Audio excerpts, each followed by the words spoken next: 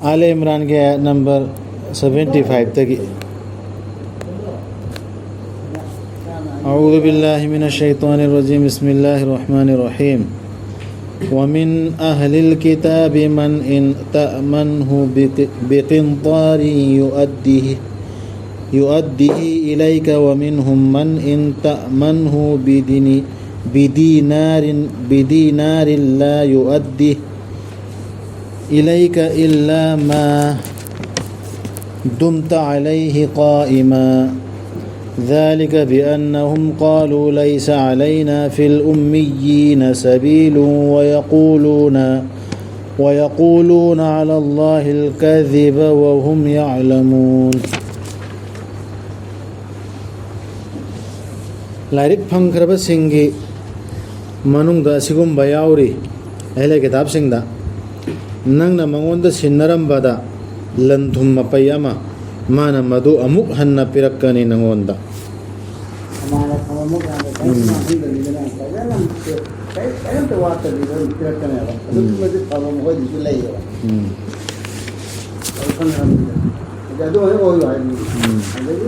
मखोयगे मनुंगदा सिगुंबा याउरी नंगना मंगोंदा सिन्नरंबदा दिनार अमा माना मधु अमुक हन्ना पिरक लोय नंगोंदा नंगना लेप्तना मागी मथक्ता लेप्त्रबदी मको मथक्ता लेप्तना है थौद्री फावने सिकियम पिनिंग पियाव मधु मखोयना हाइबगिनी लंबी लैते अखोयगी मायोक्ता इबा पाबा हैतबा सिंगी मतांगदा मखोयना ngangi अल्लाहगी मतांगदा अरानबा मखोयना खांगना खांगना हजिगी लाइरिक फंगदब कांगो गायम खांगदब बेबो लाउदबा ईमान करिनसु खांगदब कांगो सिना अखोय अहले किताब असिंगबा कांगोदा गैसु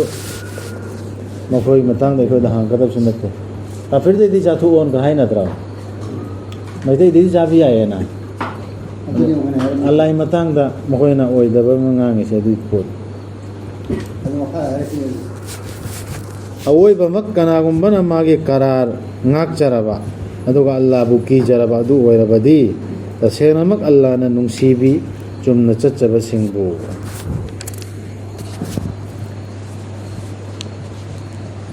करार ngakpe di khangedna tasenamak Allah ga taunaba करार amasung makhoigi wasak singbu mamal khajiktanga sinnadu liba singdu saruk lairaroi makhoigi akhirata wasu ngangbiraroi makhoida Allah na natraga yengsu yengbiraroi makhoida amuk hingal hanbigadaba numitta natraga Allah na sengsu sengdokbiraroi makhoibu मखोयगी दी दंदीनी China लेरबा लाना corner दिलो रंप्रो मदुआ मदु रजा लागे corner रो है बने वा आदा वसक नाक तब सिंग कनागरो हम कौनर दो जा अल्लाह का तमनो के बकरार नाक तब वसक नाक तब कांगबो मन तादो रो जा कैम तो सेंगसु सेंगदोक पेर रो है जो पेर रो दी सिंदोक पेरगा जनता मुखादिबा अदुसु तो रो आखिर की ओरगना दुनिया के वाला ना तो मैं तुम सब चले रही मोहन सच क्या है वो लोग कह तो शेर का भी चेंज है तो अभी शेर रो अंगल रो है हम अभी हम को तो आती हो शेर का तो लुप्त चले है लने तसेना मखोय के मनुंग द कांगबो अमना ओंथोग ये मखोय के मरैना लाइरिक तो नखोयना खन खिनाबा मधु लाइरिक अदुदगिनी हाइना तवमसुंग मधु लाइरिक अदुदगी नत्ते अदुगा मखोयना हाय मसी अल्लाह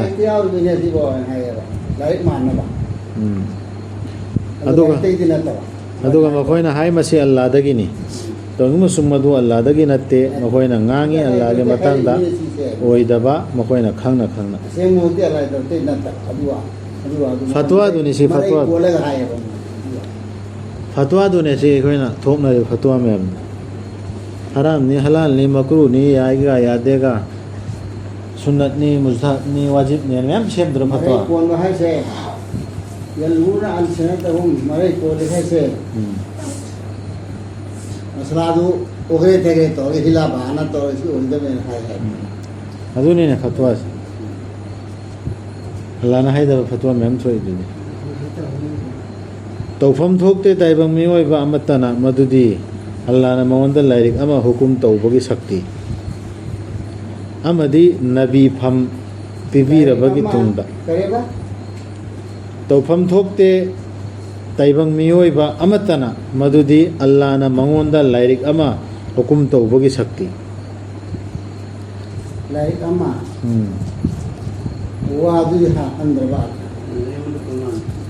लाइरिक अमा तो कोमा ने कोमा यो पाव में बो लाइक अम्मा तौफम थोकते तैबंग मियोइबा अमतना मदुदी अल्लाह ना मंगोंदा लाइरिक अमा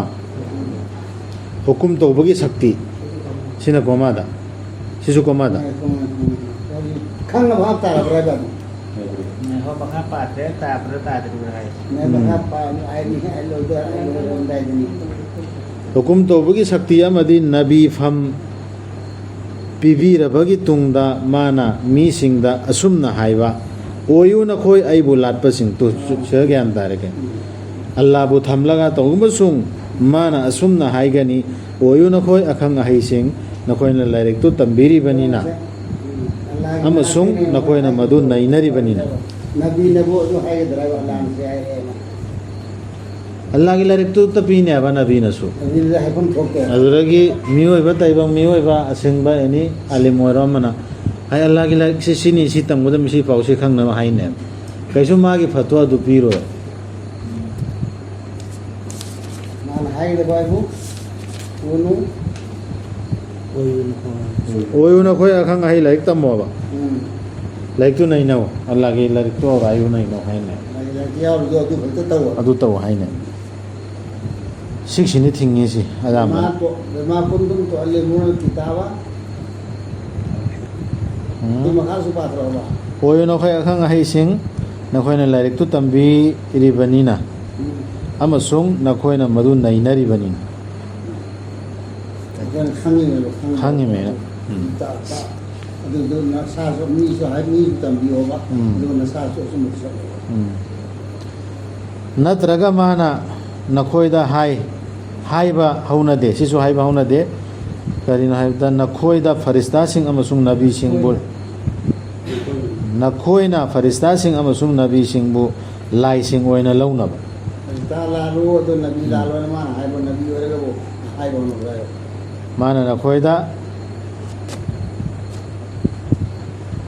माना नखोयदा थाजदनबगी हुकुम तौगदरा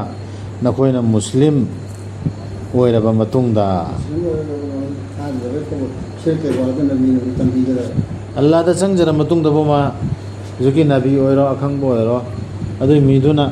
अल्लाह नतबा अतोपगी हाइबि इन्नबा हाइगदरा मागी आइगी वासि चुमि मिसि सुलवन हाइगदरा हाइ दे हाइने सुबाई हाइ दे अदुदि अखोयना हुजिक तौरिबा अहले किताब सिंग सिन तौरिसिदि मागी दुनेबा चना नोर तौरिसि होय चुमेबा यातुदि लयबा दु सिदगी लौथोगा सिगी फतवास कुरान से मयक सेंगदबे मोंदा ताहल्ले अदरे मना अतोपा मोहगी दुसुजा ननाबा कुरान से समने इबने संदोई पाकिस्तान आया अखोयगी इमाम नान हेन नक्सिलंगनाबा सोहत नै अदरे कुरान से मयक सेंगदबा कंफर्म ओय हाइदि पूरा फाइनल ओइद्रिबे मोंदा लौनै अखोय तौरमिसिबो अखोयना कुरान से सुबा बारसु तमुद्रा मतुंग दम को कोक था थरिमी ची ओइ बे आया सुबा बारु बनते नोंग को आया ना अदु आया त्रै लौथो इमी निंगसिंगो अल्लाह ना नबी सिंगदगी अचेत प वसक लौखिबदो सिदाम को हेना कंसिन लाए आइना नखोयदा लाइरिक अमसुंग ज्ञान लौसिंग पीखरबसु अदुगी तुंगदा नखोयगा लोइनरिबदु सौगटपा रसूल अमा नखोयदा लागलबदी नखोयना माबु थाजगदबनी अमसुंग माबु तेंबांगदबनी सिगिसि वसक लौखि अल्लाह ना हाइखि नखोय मसी यारब्रा अमसुंग आइगी करारसि नखोयना लौरब्रा मखोयना हाइखि अखोय याजरे नबी सिंगदा वसक लौखरदी लागदर मखा दंबा अलिम सिंह दुसु सि तगदम नत्रो अखंब सिंह दु लोइन चकदोरि मखोयना हाइखि अखोय याजरे लोइना करा लौदर यारेन हाइखरे तो पाहिर रोय अखोय फतवा बिर रोय अल्लाह ना सिनर इसी सिनर सि खक यवन गने अल्लाह ना हाइखि हाइबिखि अदु ओइरबदी नखोय साखी सिंह ओइरो आइसु यावरबनी हेदि अल्लाह मसासु यावरबनी नखोय गे लोइना साखी सिंह गे मनुंग ꯁꯤꯗꯅꯤ ꯑꯩꯈꯣꯏ ꯑꯣꯖꯥꯅ ꯍꯥꯏꯔꯤꯗꯣ ꯈꯦꯇ꯭ꯔꯤꯒꯤ ꯃꯧ ꯁꯥꯍꯕ ꯑꯌꯥ ꯁꯤ ꯈꯛꯇ ꯗꯥꯏꯔꯦꯛ ꯌꯧꯍꯟꯒꯗꯕꯅꯦ ꯀꯔꯤꯝꯇ ꯑꯍꯦꯞꯄ ꯁꯥꯔꯣꯏꯗꯕꯅꯦ ꯑꯣꯖꯥꯅ ꯍꯥꯏꯌꯦꯕ ꯃꯥꯒꯤ ꯕꯨꯙꯤꯅ ꯂꯥꯝꯕ ꯉꯝꯖꯗꯕ ꯃꯤꯗꯣ ꯑꯈꯪꯕꯗ ꯍꯪꯖꯔꯅꯤ ꯃꯥꯁꯨ ꯑꯜꯂꯥꯍꯀꯤꯕꯨ ꯑꯣꯏꯔꯗꯤ ꯅꯩꯅꯗꯧꯔꯤꯅꯤ ꯑꯗꯨ ꯅꯠꯇꯕꯤꯗ ꯑꯩꯈꯣꯏꯒꯤ ꯕꯨꯙꯤ ꯃꯌꯥꯝ ꯍꯦꯟꯖꯤꯟꯅ ꯊꯥꯖꯤꯟꯕꯁꯤ ꯌꯥꯝ ꯕꯦꯔꯥꯅꯦ ꯃꯤ ꯈꯨꯗꯤꯡꯃꯛꯀꯤ ꯑꯣꯏꯅ ꯁꯤ ꯊꯥꯔꯛꯑꯒ ꯐꯦꯁꯕꯨꯛꯇ ꯍꯥꯏꯔꯤꯕ ꯋꯥꯔꯤꯗꯨ ꯍꯥꯏꯕꯅꯤ ꯑꯗꯨ ꯈꯛꯇ ꯍꯩꯔꯕꯅꯤꯗ ꯑꯗꯨꯅ ꯀꯅꯥꯒꯨꯝꯕꯅ ꯂꯩꯊꯣꯛꯈ꯭ꯔꯕꯗꯤ ꯃꯁꯤꯒꯤ ꯇꯨꯡꯗ ꯁꯤꯒꯤ ꯀꯔꯥꯔꯁꯤ ꯇꯧꯔꯕ ꯃꯇꯨꯡꯗ ꯆꯠꯇꯗꯅ ꯂꯩꯊꯣꯛꯈ꯭ꯔꯦ ꯃꯈꯣꯏꯗꯨ ꯁꯤꯡꯅꯕꯒ ꯂꯣꯏꯅ ꯍꯥꯏꯕ ꯏꯟꯗꯕꯁꯤꯡꯅꯤ ꯐꯥꯁꯤꯛ ꯍꯥꯏꯁꯤ ꯁꯤꯅꯤ ꯀꯣꯏ ꯀꯣꯛꯄꯗꯨ ꯅꯠꯇꯦ ꯁꯤ ꯅꯕꯤꯁꯤꯡꯗ ꯀꯔꯥꯔ ꯂꯧꯔꯤꯃꯤꯀꯣ ꯑꯗꯨꯒꯤ ꯃꯇꯨꯡꯗ ꯅꯕꯤꯁꯤꯡꯒꯤ ꯃꯇꯨꯡꯗ ꯂꯥꯛꯄ ꯑꯍꯦꯂꯦ ꯀꯤꯇꯥꯕ ꯑꯥꯂꯤꯝ ꯎꯜꯃꯥ ꯃꯨꯐꯇꯤ ꯑꯆꯧꯕꯁꯤꯡꯗꯨꯁꯨ ꯂꯣꯏꯅ ꯁꯤꯒꯤ ꯋꯥꯁꯛꯁꯤ ꯃꯇꯨꯡ ꯏꯟꯅ ꯆꯠꯀꯗꯕ ꯁꯤꯗꯩ ꯂꯩꯊꯣꯛꯑꯗꯤ ꯑꯗꯨꯏꯗꯨꯅꯦ ꯐꯥꯁꯤꯛꯁꯤ ꯑꯗꯤ ꯈꯪꯗ꯭ꯔꯗꯤ ꯀꯨꯔꯥꯟꯒꯤ ꯑꯥꯔꯊ ꯈꯪꯕ ꯉꯝꯃꯣꯏ ꯍꯥꯏꯕ ꯇꯐꯁꯤꯔ ꯌꯦꯡꯕꯗ ꯃꯤ ꯑꯗꯨ ꯅꯠꯇ꯭ꯔꯗꯤ ꯌꯥꯔꯣꯏ ꯍꯥꯏꯁꯦ ꯀꯔꯥꯏꯗꯩꯕ ꯁꯤꯁꯤ ꯂꯥꯛꯑꯦ ꯅꯠꯇ꯭ꯔꯥ ꯅꯪꯅ ꯈꯪꯅꯕ ꯍꯥꯞ ꯆꯥꯅꯕ ꯌꯦꯡꯖꯕꯅꯤ ꯇꯐꯁꯤꯔꯗꯨ ꯑꯣꯏꯅ ꯄꯨꯊꯣꯛꯑꯦꯕ ꯑꯥꯌꯠꯇ ꯍꯥꯏꯔꯤꯗꯤ ꯁꯤꯇꯅꯤꯅ ꯍꯥꯏꯕꯗꯨ ꯑꯗꯨ ꯈꯛꯇ ꯍꯥꯏꯕꯁꯤꯅꯦ ꯁꯟꯗꯣꯛꯄꯗꯨ ꯌꯥꯝ ꯁꯟꯗꯣꯛꯑꯝꯁꯤꯅꯦ ꯃꯈꯥꯗꯁꯨ ꯑꯃꯨꯛꯀ ꯍꯦꯟꯅ ꯀꯟꯁꯤꯟꯕ ꯑꯌꯥꯠ ꯑꯃ ꯂꯥꯛꯑꯃꯥꯅꯦ ꯑꯜꯂꯥꯍꯒꯤ ꯙꯔꯃ ꯅꯠꯇꯕ ꯑꯇꯣꯞꯄ ꯑꯃ ꯅꯈꯣꯏꯅ ꯊꯤꯔꯤꯕ꯭ꯔꯥ ꯇꯨꯁꯤ ꯃꯊꯛꯀꯤ ꯑꯌꯥꯠꯁꯤꯡꯗꯨ ꯍꯦꯟꯅ ꯁꯤꯗ ꯒ꯭ꯌꯥꯟ ꯇꯥꯅꯕꯅꯤ ꯑꯃꯨꯛꯀ ꯑꯜꯂꯥꯍꯅ ꯍꯥꯏꯔꯛꯏꯁꯤ ꯂꯥꯏꯔꯤꯛꯇ ꯍꯥꯏꯕꯗꯤ ꯁꯤ ꯈꯛꯇꯅꯤ ꯁꯤ ꯃꯇꯝꯗ ꯁꯤ ꯑꯣꯏꯕ ꯌꯥꯏ ꯇꯐꯁꯤꯔ ꯇꯧꯕꯗꯣ ꯑꯗꯨꯕꯨꯗꯤ ꯀꯔꯤ ꯊꯤꯡꯗꯦꯕ ꯀꯩꯁꯨ ꯊꯤꯡꯗꯦ ꯃꯤꯉꯣꯟꯗ ꯍꯥꯏꯕ ꯃꯇꯝꯗꯗꯤ ꯂꯥꯏꯔꯤꯛꯇ ꯍꯥꯏꯔꯤꯕ ꯋꯥꯍꯩꯗꯨ ꯂꯥꯏꯔꯤꯛꯇ ꯍꯥꯏꯔꯤꯕ ꯁꯤ ꯌꯥꯏ ꯍꯥꯏꯔꯁꯨ ꯑꯩꯒꯤ ꯈꯟꯊꯕꯗ ꯁꯤ ꯌꯧꯕꯅꯤ ꯅꯪꯒꯤꯁꯨ ꯈꯟꯊꯧ ꯍꯥꯏꯔꯤ ꯑꯜꯂꯥꯍꯒꯤ ꯙꯔꯃ ꯍꯧꯖꯤꯛꯀꯤ ꯑꯇꯣꯞꯄ ꯍꯥꯏꯕꯁꯤꯡ ꯑꯗꯨ ꯄꯨꯟꯅ ꯍꯥꯏꯈ꯭ꯔꯗꯤ ꯈꯪꯗꯕꯁꯤꯡ ꯀꯔꯤ ꯈꯟꯗꯧꯔꯤ ꯂꯥꯏꯔꯤꯛꯁꯨ ꯉꯥꯛꯇꯪ ꯍꯥꯏꯕꯁꯤ ꯈꯟꯒꯗꯧꯔꯤꯅꯤ ꯑꯁꯦꯡꯕ ꯂꯥꯏꯔꯤꯛꯀꯤ ꯅꯠꯇꯕ ꯑꯗꯨꯅꯦꯕ ꯌꯍꯨꯗꯤ ꯃꯈꯩ ꯇꯧꯔꯤꯁꯦ ꯑꯗꯨ ꯃꯥꯟꯅꯕ ꯃꯔꯩ ꯇꯐꯁꯤꯔ ꯇꯧꯔꯒ ꯑꯗꯨꯅꯤ ꯑꯜꯂꯥꯍꯒꯤ ꯙꯔꯃ ꯅꯠꯇꯕ ꯑꯇꯣꯞꯄ ꯑꯃ ꯅꯈꯣꯏꯅ ꯊꯤꯔꯤꯕ꯭ꯔꯥ ꯃꯈꯣꯏꯅ ꯊꯤꯔꯤꯕ꯭ꯔꯥ ꯍꯧꯖꯤꯛꯀꯤ ꯂꯥꯏꯔꯤꯛꯁꯤ ꯅꯠꯇꯕ ꯑꯇꯣꯞꯄ ꯀꯣꯛꯊꯥꯗꯕꯁꯤꯡꯗꯨ ꯑꯗꯨ ꯑꯣꯏꯅ ꯈꯜꯍꯧꯔꯣ ꯃꯉꯣꯟꯗ ꯍꯥꯏꯗꯤ ꯑꯜꯂꯥꯗ ꯆꯪꯖꯔꯤꯕꯁꯤꯗ ꯑꯁꯃꯥꯟꯁꯤꯡ ꯑꯃꯁꯨꯡ ꯄ꯭ꯔꯤꯊꯤꯕꯤꯗ ꯂꯩꯕ ꯈꯨꯗꯤꯡꯃꯛꯅ ꯃꯁꯥꯅ ꯌꯥꯅꯤꯡꯅ ꯅꯠꯇ꯭ꯔꯒ ꯌꯥꯅꯤꯡꯗꯅ ꯑꯗꯨꯒ ꯃꯉꯣꯟꯗ ꯍꯥꯏꯗꯤ ꯑꯜꯂꯥꯗ ꯃꯈꯣꯏꯕꯨ ꯍꯜꯍꯜꯂꯛꯀꯗꯧꯔꯤꯕꯁꯤꯗ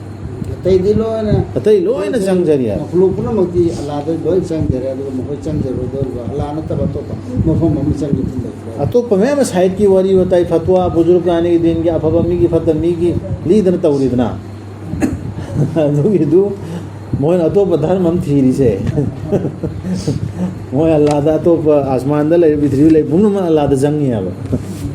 ꯑꯗꯨꯒ ꯃꯣꯏ ꯑꯇꯣꯞꯄ ꯙꯔꯃ ꯑꯃ ꯊꯤꯔꯤꯕ꯭ꯔꯥ ꯌꯥꯝ ꯀꯤꯅꯤꯡꯉꯥꯏ ꯑꯣꯏꯕ ꯄꯣꯠꯅꯤ ꯀꯨꯔꯥꯟꯁꯦ ꯈꯟꯊꯔꯒ ꯂꯧꯁꯤꯡ ꯍꯦꯟꯒꯠꯂꯛꯄꯅꯤ ꯈꯟꯊꯒꯗꯕꯅꯤ ꯏꯁꯥ ꯏꯁꯥꯒꯤ ꯍꯥꯏꯌꯨ ꯑꯩꯈꯣꯏꯗꯤ ꯑꯜꯂꯥꯗ ꯊꯥꯖꯔꯦ ꯑꯩꯈꯣꯏꯗꯤ ꯑꯜꯂꯥꯍꯅ ꯍꯥꯏꯔꯤꯕ ꯑꯌꯥꯠꯁꯦ ꯁꯤꯗ ꯊꯥꯖꯔꯦ ꯁꯤ ꯍꯥꯏꯗꯣꯛꯑꯣ ꯑꯜꯂꯥꯍ ꯈꯛ ꯊꯥꯖꯔꯦ ꯑꯃꯁꯨꯡ ꯑꯩꯈꯣꯏꯗ ꯊꯥꯗꯕꯤꯔꯛꯂꯤꯕꯁꯤꯗ ꯏꯕ꯭ꯔꯥꯍꯤꯝꯗ ꯏꯁꯃꯥꯏꯜ ꯏꯁꯍꯥꯛ ꯌꯥꯀꯨꯞ ꯑꯃꯁꯨꯡ ꯆꯔꯣꯟ ꯁꯨꯔꯣꯟꯁꯤꯡꯗ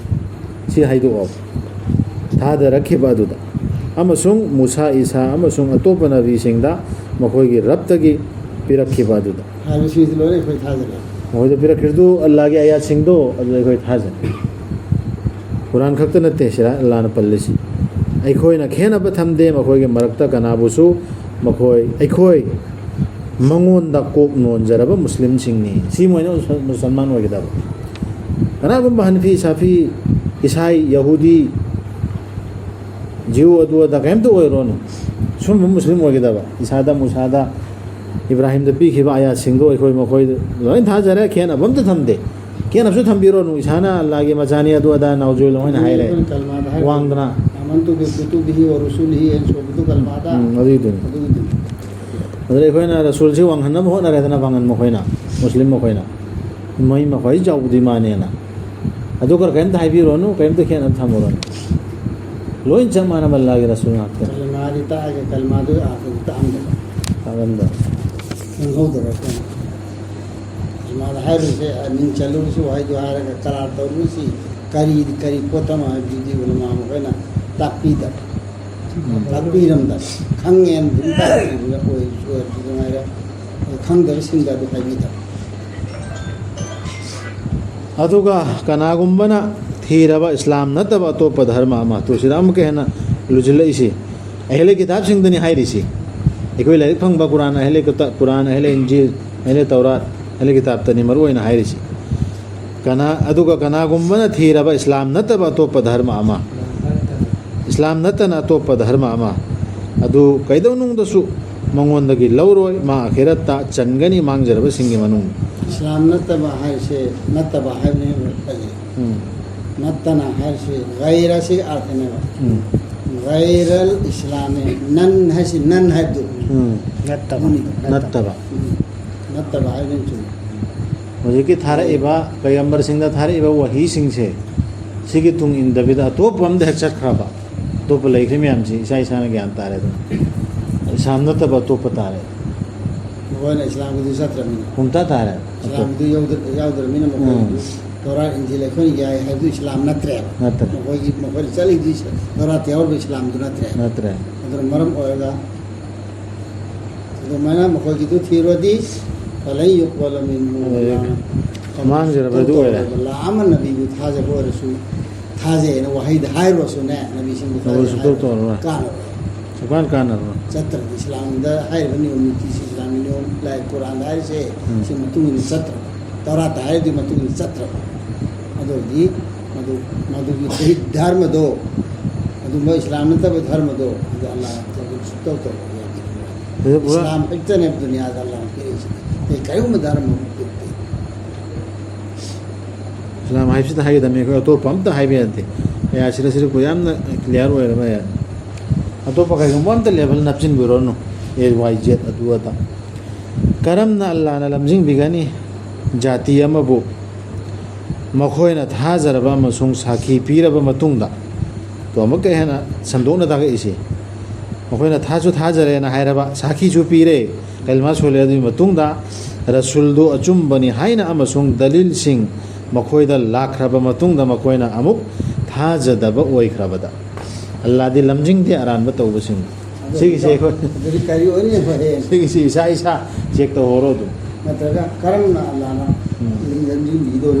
हो लमजिंग दौरबो कलमा सु सोले थाजरेन जोरे पैगंबर को चलो यारे तौरा सुजा बुरसु यारे न हायरे कुरान सु यारे न हायरे दुई मतुंगदा चटपना कुरान से मतुंग इन चतब सब बदन है तो पम्यान ते यांजी अदु मिदु अल्लाह ने करम है ना इस्लाम की हिदायत पी दो मखोई दुदी मखोई की शास्ती दी मखोई की मथक्ता सापनी अल्लाह की फरिश्ता सिंह के मसुंगी होई वकुन मक्की किदरस है पहले के दावे कोई दनी हाइर से मुझे की मीसिंग सिने मखोई दे बदवा अति दुगा तारी दशा सोई कोई दन त्रोजिक तारी से गलमा सुन बकांग पुदा वे सिंह दा ताबरने मही मरों तो लो सो फजन लो ये अदोगा ताइजिनम न मखोई दा ताइजिनरी का फिर सिंह सिने लो इन बद मंगल ले हमने सेक्शन नहीं है और कोई दने तारीफ दा सामने हमसे कोई ना करार दो थुगाई बगी वो दा मतम चुप लेरगदा बने मखोई मधुदा हाइदे हुजिकी बदवादुदा सापजुदा यांहन बिरोय मखोयदा दंदीदु नत्रगा मखोयदा मतम येथोक पिबसु तौबिरो सापतुन लोगेदरा बि लोरोय सुले रोय जाबसु ताने मधु की तुंगदन निंगमदन हंजिन जरकलबा सुसु अमका अल्लादे गफुर रहीम निना अमका चांस पिरिसी मसी तौरो मतुंगदने मखोय हुजि एकोय से ज्ञान तारकतना कुरान से पुचंगतना निंगमदन हंजिन जरि मई मसीदी आई सोइरोरेन थमोयदा चाकतना अमसुंग मसीनी तो बाहर माने सी तवा तौरबाने खन हारी न चमचमना अदु निंगमदन हंजिला पुदुने सिगा या से तो बागे अर्थ बागे अर्थ सिंग निंगमदन हंजिला पुदुने आई तौजरो मसी तबसि तौरे न मसीना हारी स्वाय दसु आई ओनर खलगा ओजिला पासुंगरो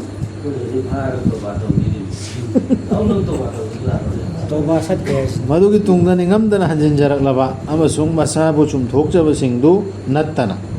तसेनमक अल्लाह दी कोपी हैबनी कनबी हैबनी निंगमदन हंजिरग मसा चुमथोकजरे अमको चुमथोकजबे कुरान से मतुंग इन चले अदोइदी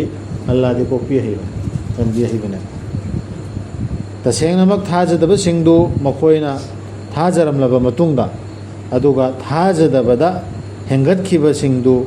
ꯀꯩꯗꯧꯅꯨꯡꯗꯁꯨ ꯃꯈꯣꯏꯒꯤ ꯅꯤꯡꯉꯝꯗꯕꯗꯨ ꯂꯧꯔꯣꯏ, ꯃꯈꯣꯏꯗꯨ ꯂꯪꯐꯩꯅꯈ꯭ꯔꯕꯁꯤꯡꯅꯤ, ꯑꯗꯨ ꯌꯧꯁꯤꯟꯈ꯭ꯔꯗꯤ ꯂꯧꯔꯔꯣꯏ. ꯂꯧꯔꯔꯣꯏ. ꯇꯁꯦꯡꯅꯃꯛ ꯊꯥꯖꯗꯕꯁꯤꯡ ꯑꯗꯨꯒ ꯁꯤꯔꯛꯄꯁꯤꯡꯗꯨ ꯊꯥꯖꯗꯕꯁꯤꯡ ꯑꯣꯏꯅ ꯀꯩꯗꯧꯅꯨꯡꯗꯁꯨ ꯂꯧꯔꯣꯏ. ꯃꯈꯣꯏ ꯀꯅꯥ ꯑꯃꯠꯇꯒꯤ ꯄ꯭ꯔꯤꯊꯤꯕꯤ ꯄꯤꯛꯊꯟꯅ ꯁꯅꯥ ꯀꯠꯆꯔꯕꯁꯨ ꯃꯈꯣꯏꯅ ꯃꯁꯥꯒꯤ ꯊꯥꯗꯣꯛꯃꯜ ꯑꯣꯏꯅ ꯊꯥꯖꯗꯅ ꯀꯨꯐꯔ ꯑꯣꯏꯅ ꯁꯤꯔꯀ ꯑꯣꯏꯅ ꯂꯩꯔꯤꯉꯩ ꯃꯇꯝꯗ ꯁꯤꯈ꯭ꯔꯕ ꯌꯧꯔꯗꯤ ꯌꯥꯔꯔꯣꯏ. ꯁꯤꯗ꯭ꯔꯤ ꯐꯥꯎꯗ ꯍꯟꯖꯤꯜꯂꯛꯑꯗꯤ ꯊꯥꯗꯣꯛꯃꯜ ꯑꯣꯏꯅ ꯃꯥꯅ ꯄ꯭ꯔꯤꯊꯤꯕꯤ ꯊꯟꯅ ꯁꯅꯥꯁꯦ ꯄꯤꯒꯦꯅ ꯍꯥꯏꯔꯁꯨ ꯁꯔꯀꯥꯔ ꯄꯤꯒꯦꯅ ꯍꯥꯏꯔꯁꯨ ꯌꯥꯔꯔꯣꯏ. ꯃꯈꯣꯏꯗꯨꯒꯤꯗꯤ ꯗꯟꯗꯤꯅꯤ, ꯆꯩꯅꯥ ꯂꯩꯔꯕ ꯂꯩꯔꯣꯏ. ꯃꯈꯣꯏꯒꯤ ꯇꯦꯡꯕꯥꯡꯕꯤꯅꯕꯁꯤꯡ ꯀꯔꯤꯝꯇ ꯋꯥꯁꯤꯂꯥ ꯇꯨꯁꯤꯂꯥ ꯂꯩꯔꯣꯏ ꯃꯈꯣꯏꯒꯤꯀꯣ. ꯀꯩꯗꯧꯅꯨꯡꯗꯁꯨ ꯅꯈꯣꯏꯅ ꯐꯪꯕ ꯌꯥꯔꯣꯏ. ꯑꯐꯕ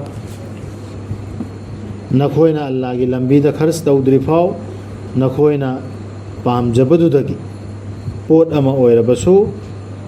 ꯅꯈꯣꯏꯅ ꯈꯔꯆ ꯇꯧꯔꯤꯕꯗꯨ ꯇꯁꯦꯡꯅꯃꯛ ꯑꯜꯂꯥꯍꯗꯤ ꯃꯗꯨꯕꯨ ꯈꯪꯕꯅꯤ. ꯁꯤꯗ ꯄꯣꯏꯟꯁꯤ ꯃꯃꯩꯗ ꯑꯃ ꯇꯥꯁꯤꯜꯂꯛꯏꯁꯦ ꯑꯜꯂꯥꯍꯅ ꯒ꯭ꯌꯥꯟ ꯇꯥꯕ ꯉꯝꯕ꯭ꯔꯥ? min shay'in and anything. Kailan po lang. Po na sa amos. ꯑꯦꯅꯤ ꯄꯣꯠ ꯑꯃ ꯅꯈꯣꯏꯅ ꯈꯔꯆ ꯇꯧꯔꯨꯕꯗꯣ ꯑꯩꯅ ꯏꯁꯥꯅ ꯄꯥꯝꯕ ꯄꯣꯠ. ꯃꯗꯨ ꯏꯁꯥꯅ ꯄꯥꯝꯕ ꯄꯣꯠ ꯑꯣꯏꯒꯗꯕꯅꯦꯕ. ꯑꯁꯤꯒꯤ ꯑꯌꯥꯠꯁꯤꯒ ꯉꯁꯥꯏꯗꯩ ꯍꯥꯏꯊꯔꯤꯕ ꯑꯌꯥꯠꯁꯤꯡꯗꯨꯒ ꯇꯥꯁꯤꯟꯅꯔꯛꯏꯁꯤ ꯏꯁꯥ ꯏꯁꯥ ꯈꯪꯊꯧ. ꯌꯥꯝ ꯃꯔꯨ ꯑꯣꯏꯕ ꯄꯣꯏꯟꯠꯅꯤ. ꯑꯜꯂꯥꯍꯅ ꯄꯥꯝꯃꯤꯁꯦ ꯑꯜꯂꯥꯍꯒꯤ ꯑꯣꯔꯗꯔꯁꯤ ꯆꯠꯄꯁꯤꯅꯦ. ꯑꯜꯂꯥꯍꯒꯤ ꯌꯥꯊꯪꯁꯤ, ꯑꯜꯂꯥꯍꯅ ꯇꯥꯎꯊꯔꯛꯏꯕ ꯁꯅꯥ ꯌꯥꯊꯪꯁꯦ, ꯁꯤꯒꯤ ꯑꯣꯔꯗꯔꯁꯤ ꯃꯤꯑꯣꯏꯕꯁꯤ ꯄꯥꯡꯊꯣꯛꯄ ꯄꯥꯝꯃꯦꯕ. ꯑꯜꯂꯥꯍꯒꯤ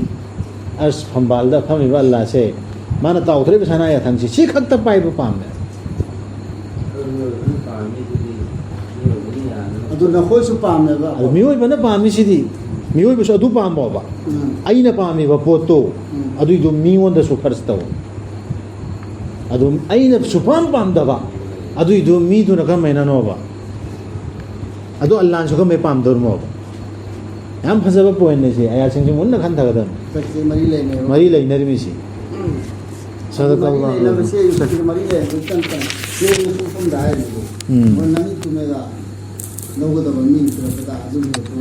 मरी